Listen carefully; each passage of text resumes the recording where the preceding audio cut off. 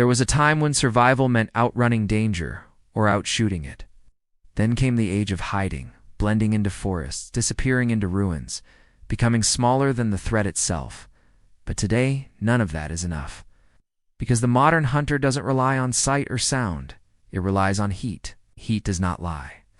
Right now, somewhere in the world, drones are scanning landscapes not for movement, not for color, but for the faintest difference between a human body and the ground beneath it. They don't get tired. They don't blink. They don't miss much. A human being, even perfectly still, radiates energy constantly. That alone is enough to betray you. This is where most survival thinking collapses. People assume concealment is about what the eye can see. It isn't anymore. It's about what machines can measure. So the question shifts. Not how do you hide, but how do you stop being detected in the first place? The answer lies in understanding something deeper than camouflage. It lies in learning how heat behaves, how environments absorb it, and how to turn that knowledge into an advantage. This is not theory. It's drawn from real-world conflicts, search and rescue operations, and centuries of survival instinct refined long before modern sensors existed. If you stay with this, you'll walk away with something most people never even consider, a way to disappear not from sight, but from detection itself. The human body is a constant generator of heat. Even at rest, it produces energy comparable to a small bulb, radiating outward in all directions. Skin temperature hovers just below core body heat, while breath and movement create subtle but persistent variations in the surrounding air. Thermal detection systems are built to exploit exactly that. They don't need to recognize shapes. They simply look for contrast. If you are warmer than your surroundings, you stand out. That's all it takes. This is why people are still detected, even when they believe they're hidden. A tent doesn't block heat. A wooden wall leaks it. Even soil, if thin enough, allows warmth to escape in uneven patterns.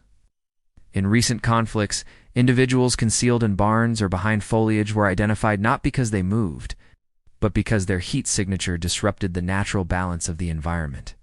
Search and rescue teams rely on the same principle. Lost hikers have been located in minutes because their bodies created detectable anomalies against colder terrain. It doesn't matter how still you are. The moment your temperature differs from your surroundings, you are visible to the right equipment. But here's the critical insight. The environment is not static. It absorbs, releases, and redistributes heat constantly. If you understand that behavior, you can begin to work with it instead of against it. Long before advanced technology existed, hunters and fighters understood that the land itself determines whether you are seen or not. That truth hasn't changed. It has simply taken on a new dimension. Certain environments naturally reduce thermal contrast. Depressions in the earth, shaded valleys, and low-lying ravines often trap colder air, creating pockets where temperatures are significantly lower than surrounding areas. Positioning yourself within these zones reduces the difference between your body and the environment. Dense forests offer another layer of protection. Thick canopies disrupt airflow and create uneven temperature distributions. Heat doesn't rise cleanly in these conditions. It gets scattered, trapped, and diffused. That turbulence alone can break the clean signature that detection systems rely on. Rocky terrain plays its own role. Stones absorb heat during the day and release it slowly over time. This creates natural background noise, areas where the ground itself emits warmth.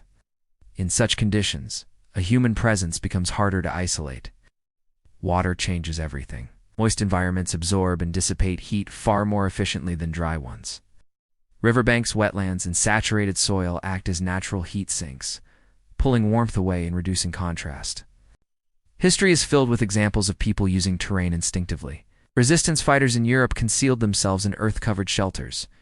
Nomadic groups in cold climates sought out frost hollows where temperatures dropped naturally.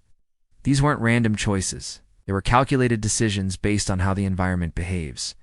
The same logic applies now. If you choose your location wisely, you solve half the problem before you even build anything. A proper concealment shelter is not about blocking heat entirely. That's impossible. It's about controlling how heat escapes and how it appears to the outside world. The first priority is slowing heat transfer. Natural materials outperform synthetic ones in this context because they are irregular and dense. Layers of packed soil, moss, leaves, and organic debris create resistance. Heat doesn't pass through them evenly. it diffuses, spreads, and weakens. Historical structures prove this works. Turf houses used in northern climates retained warmth efficiently while minimizing detectable heat loss. The layered composition forced energy to move slowly, reducing the chance of concentrated leakage. The next step is managing reflection. Reflective materials can redirect heat, but only if used carefully. If they are too uniform, they create unnatural voids, areas that appear colder than they should be. That alone can raise suspicion. The key is combining reflection with texture. Natural coverings like bark, soil, and foliage break up the surface, ensuring that whatever heat escapes blends into the environment rather than standing out. Finally, there's the concept most people overlook entirely: thermal mimicry. Instead of trying to eliminate your heat signature, you reshape it to match the environment. By layering materials that heat and cool at different rates, you create a pattern that resembles natural ground behavior. At that point, detection systems don't see a person. They see the ground behaving normally. No shelter can function without airflow. The human body produces not just heat, but moisture. Without ventilation, both build up rapidly, forcing heat to escape in sudden bursts. Those bursts are what get people detected. When warm air escapes directly upward, it forms a plume. That plume is easily visible from above because it contrasts sharply with the surrounding air. Even a well-insulated shelter can give itself away in seconds if ventilation is poorly managed. The solution is controlled diffusion. Instead of allowing heat to escape quickly, you force it through a longer path. Underground channels, shallow trenches, or debris-filled passages slow the movement of air. As heat travels through these materials, it cools gradually. By the time it reaches the surface, the temperature difference is minimal. This principle has been observed in traditional heating systems that disperse warmth slowly rather than releasing it all at once. Modern survival testing has shown that shelters using this approach are significantly harder to detect compared to those with direct ventilation. The difference is simple. One creates a signal. The other creates noise. Even the best-built shelter can be compromised by what happens inside it. The human body responds to activity. Movement, stress, and effort all increase heat production. Cooking is one of the biggest risks. Boiling water or using open flames generates intense heat spikes that rise quickly and become visible over long distances. This is why experienced survival practitioners rely on methods that distribute heat into dense materials. Rocks, water containers, and thick earth can absorb and hold energy, releasing it slowly over time. Instead of producing a sudden spike, you create a gradual release. This approach has historical roots. In wartime scenarios, individuals avoided open flames whenever possible, using alternative heating methods that reduced visibility. The same logic applies today. Movement matters as well. Fast, erratic motion increases metabolic output, raising your temperature. Slow, deliberate actions keep it stable. The goal is consistency. Sudden changes are what stand out. When you control your output, you control how you appear to the outside world. Nature is never uniform. Different surfaces heat and cool at different rates. Soil behaves differently from stone. Moist areas respond differently from dry ones. Thermal concealment works best when you replicate that irregularity. By layering materials with varying properties, you create a surface that changes temperature in a natural way. This prevents detection systems from identifying a consistent pattern. Additional elements can be used to enhance this effect. Objects that retain heat, such as stones or logs, can be placed strategically to create multiple points of interest. This spreads attention and reduces the likelihood of a single hotspot being identified as human. The result is not invisibility in the traditional sense, it is ambiguity. And ambiguity is enough to defeat most detection systems. Cities operate on a completely different thermal dynamic. Concrete, steel, and glass all retain and release heat in complex ways. This creates constant fluctuations in temperature. In damaged or abandoned structures, airflow becomes unpredictable. Heat moves through corridors, broken windows, and collapsed sections in ways that are difficult to track. This instability works in your favor. Basements, tunnels, and thick-walled areas provide natural insulation.